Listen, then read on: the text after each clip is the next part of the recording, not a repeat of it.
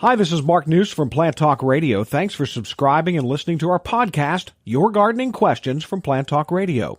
If you have a gardening question you'd like our host Fred Howard to answer, send him an email. The email address is fred@planttalkradio.com. Now for today's question. We have an email this week at planttalkradio.com from Julia.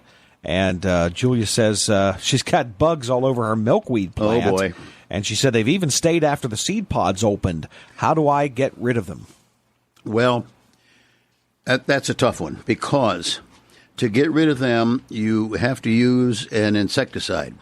And the odds are any insecticide you use will indeed, well, the proper insecticide will kill the bug, but that is also the food source.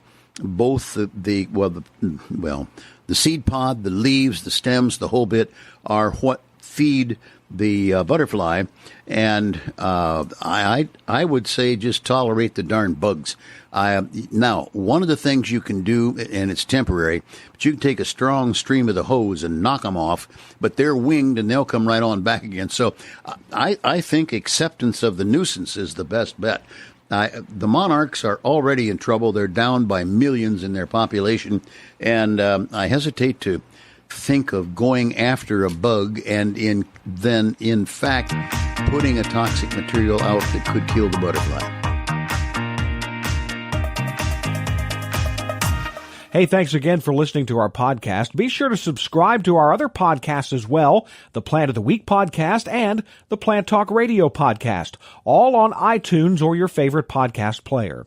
If you'd like to sponsor a daily podcast, contact us at fred@planttalkradio.com.